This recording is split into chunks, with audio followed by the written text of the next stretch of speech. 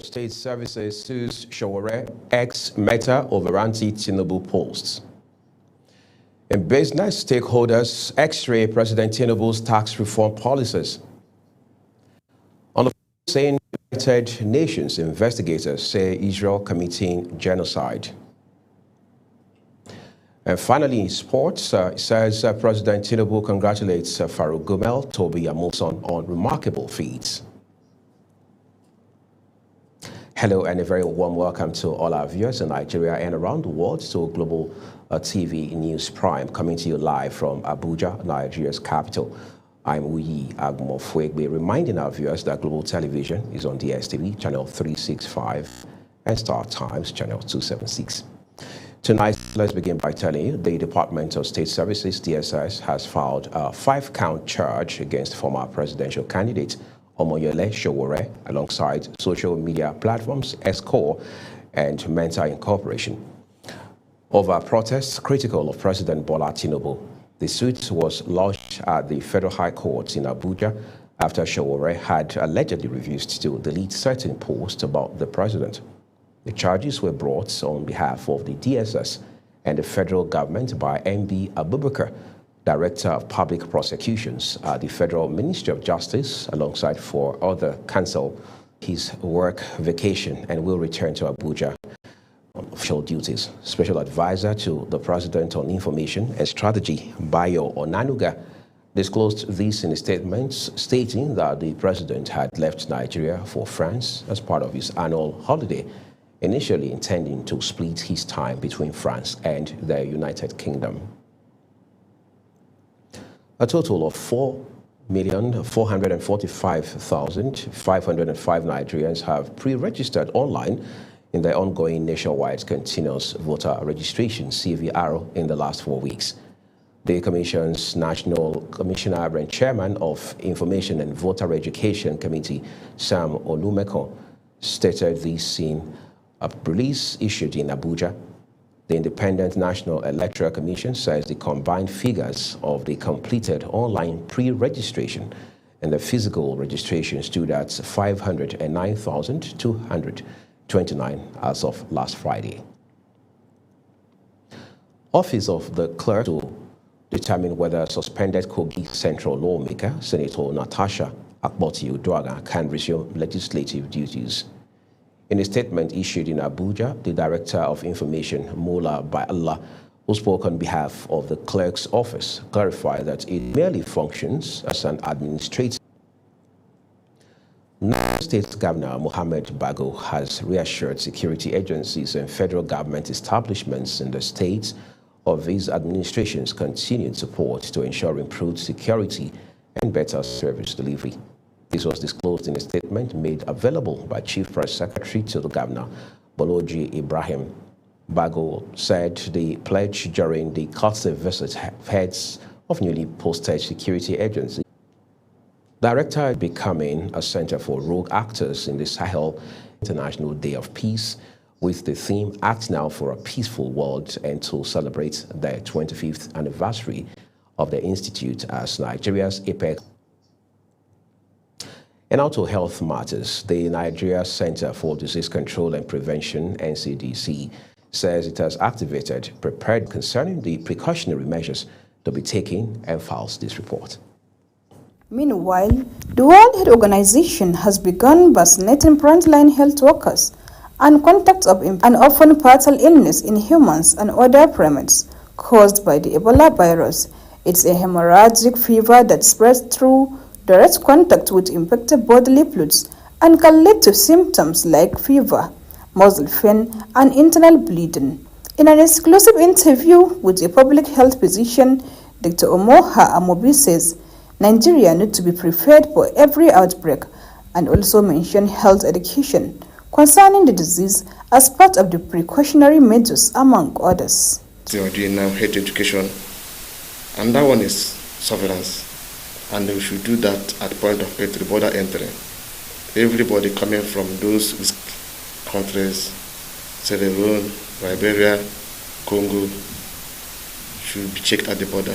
Dr. Omoha Amobi also says Ebola vaccine is the way to go in every country, as the vaccine is the primary method of prevention. So the vaccine is the way forward, so that everybody will get vaccinated. It's a very deadly disease that they have a high mortality. In fact, it's something we should be concerned about. Other precautionary measure is also government policy. What do I mean by government policy? Government policy is training the healthcare providers, capacity building. When you train them, they'll be ready, they'll be equipped. We also go ahead and equip the hospital for response in pandemic. If you remember what happened in COVID shows that pandemic, epidemic can overwhelm the country. No matter how sophisticated your healthcare facility is, it can overwhelm. So we need to be prepared for any outbreak. Ebola was first confirmed in Nigeria on July 23, 2014, when Patrick Sawyer, a Liberian traveler, arrived in Lagos and was later diagnosed with the virus, marking the first index case of the disease in the country. Zahra Nasr, reporting for Global TV News. Well, thank you so very much, Zahra, for following up with those stories for us. Rising cases of insecurity in the nation's capital, Abuja, have continued to draw concern from residents, from kidnapping to armed robbery and attacks on communities. Citizens say they no longer feel safe. Global Television correspondent Kabir Hassan completes the story. Once regarded as the safest city in Nigeria, Abuja is now grappling with growing security challenges. Recent incidents of abduction in suburb, highway attacks, cases of phone snatching, one-chance robbery have left many residents anxious. On the streets of the Federal Capital Territory, Nigerians are voicing their frustration. In terms of security in Abuja, when you make a comparative analysis with Abuja and the Northeast, I think we are experiencing an unstable peace for now, while the Northeast are facing a strong, durable peace, which the government needs a strong intervention. This is something that might not just be done alone and can always be achieved through collaboration and dialogue. It's not what we are expecting, but at least it is good. Although it is not up to what we should have, but it's okay at least. It's a little bit safer than other neighboring states, because if you look at Abuja, inside town, you discover there may not be much challenges. The resident says there is need for stronger community policing, intelligence sharing, and rapid response system to curb insecurity across Nigeria. There is urgent need for the country, for the leaders to look inwardly, peruse carefully, and find out the lineup of all the people in security. Well, I think the first thing the government needs to do is to actually, fund these security agencies. They need to be well paid. When they are well paid, then they will take their work more seriously. Tackling this issue of insecurity in Nigeria is all about strengthening our security force and our borderline, especially the internal crisis we are having. It's not only from the law enforcement agents. There needs to be a relationship. Security agencies need to work pari passu with the citizen. While Abuja is still considered safer than many other cities, the growing insecurity in the city center is fueling calls for urgent measures. Residents insist that tackling insecurity in the capital must go hand in hand with addressing the root causes across Nigeria as a whole. Kabir Hassan, reporting for Global TV News. This is Global Television, and tonight you're watching a live broadcast of News Prime. When the rest of the news returns, UN investigators say that Israel is committing genocide in Gaza. We have those details coming from the foreign scene, as well as other stories from business and the world of sports. Do stay with us.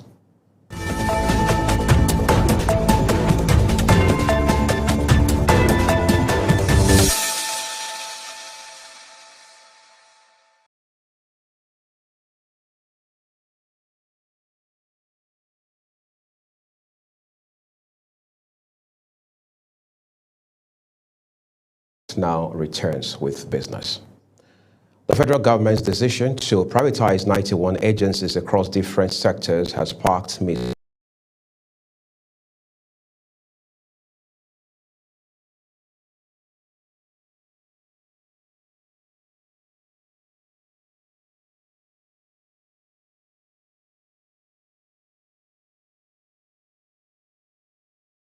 The announcement made recently by the Bureau of Public Enterprise marks one of the largest privatization exercises in Nigeria's history. The affected agencies cut across key sectors including transportation, agriculture, energy, and communications. Reactions, however, remained divided, while some economic experts argued that the move could usher in greater competitiveness and innovation. Critics warn it might lead to job loss and concentration of wealth in the hands of a few. We were told that once it is bought over and it's being managed by a private firm, that we are going to have light all over in the country. But the reverse is the case. When they say they will privatize anything of the federal government, they go over to bought over by their companies.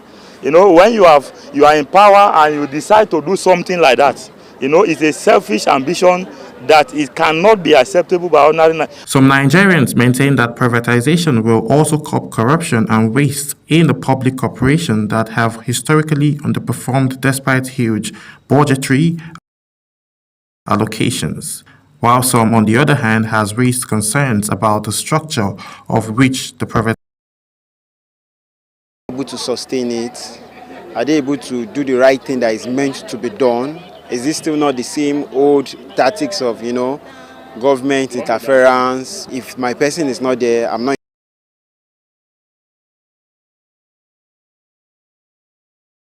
Debate over privatization continues between hopes of economic revitalization and fear of social displacement. Samuel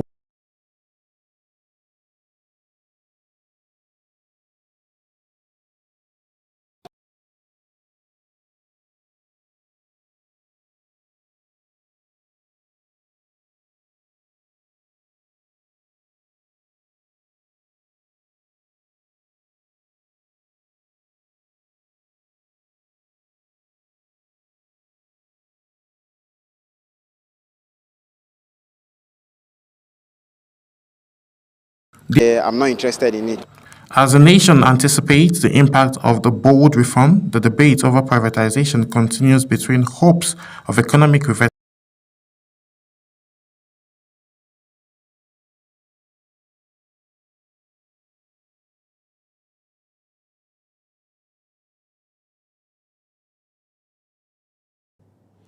Well, thank you, Samuel Odi, leading us with business updates tonight. A former Speaker of the House of Representatives, Yakubu Dogara, and other stakeholders have weighed in on President Bola Tinubu's tax reform policies.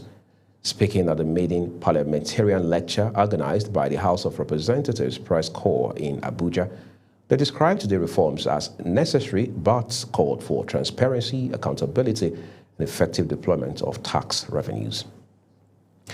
The federal government has suspended the implementation of the 4% free on-board levy recently introduced by the Nigeria Customs Service on all imported goods.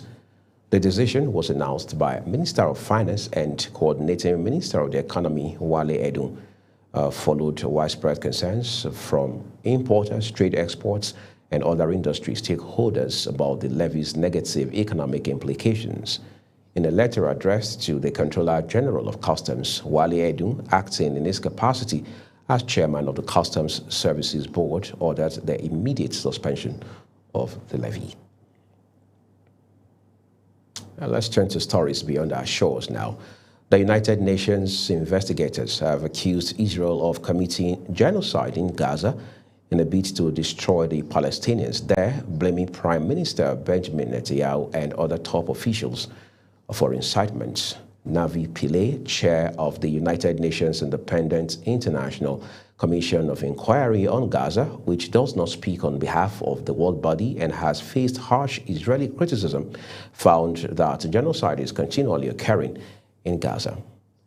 Israel's retaliatory campaign in Gaza has killed nearly 65,000 people, also mostly civilians, according to figures from the health ministry in Hamas-run Gaza. that the United Nations considers reliable. Genocide is occurring in Gaza and is continuing to occur, and the responsibility lies with the state of Israel. We identified 3 persons in this report, and that is Prime Minister Netanyahu, the former Minister of Defense, Gallant, and one other, the President of Israel. The UN envoy noted that Gazans had been intentionally targeted in the attacks, citing the Rwanda genocide as a typical example. I see similarities here. It's all those same kind of methods. In any case, the Genocide Convention sets a standard on what they need for intent, to prove intent. Not only the intent to kill, which makes it murder, but the overall intent that that murder was committed with the intention of destroying a group, a named group in whole or in part. In the Rwanda situation, it was a Tutsi group that was targeted, and here we see from all the evidence, it's Palestinian group that is being targeted.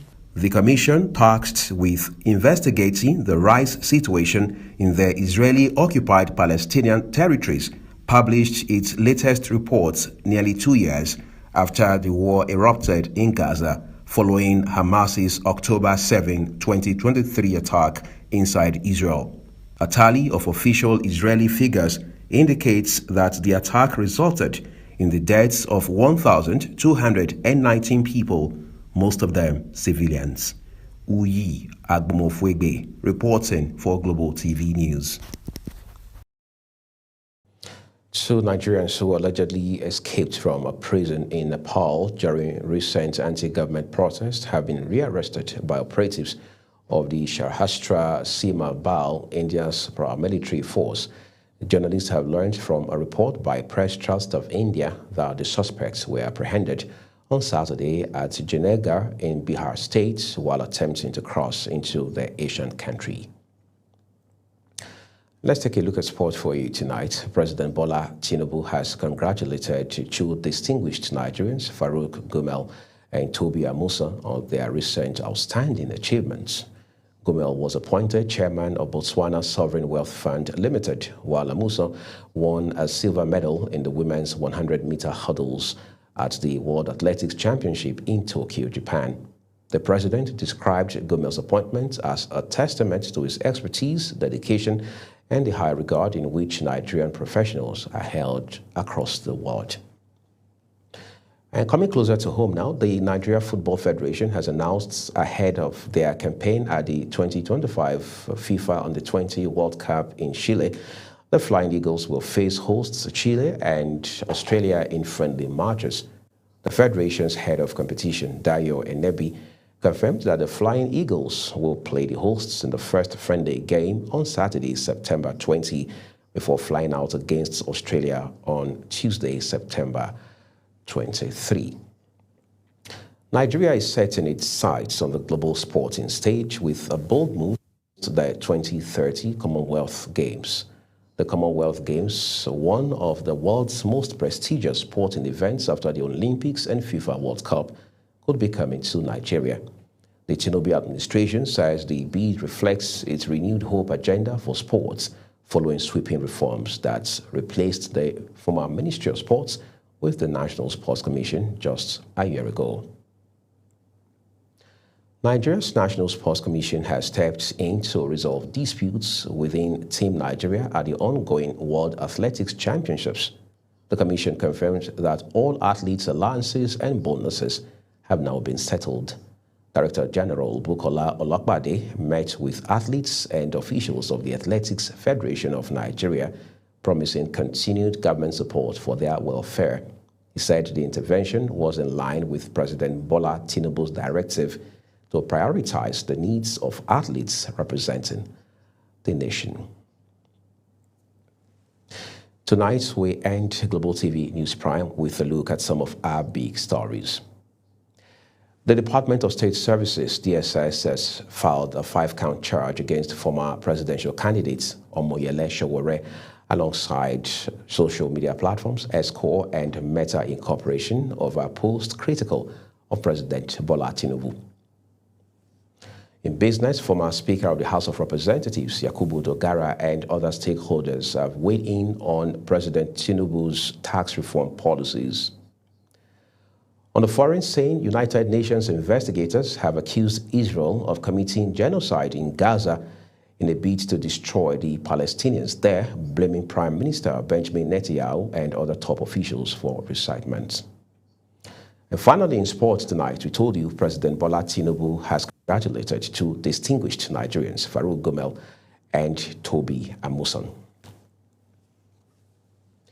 And that's Global TV News Prime for you. Thank you so very much for watching. A quick reminder that you can find us on DSTV channel 365 and Star Times channel 276. As always, continue to engage and subscribe across all of our social media platforms using the handle at Global TV NG, as well as others now showing on your screen. On behalf of my entire team here at Global TV's world headquarters in Abuja, Nigeria's capital, I am Uyi Agmofwebe saying we appreciate you for your time with us. Good night.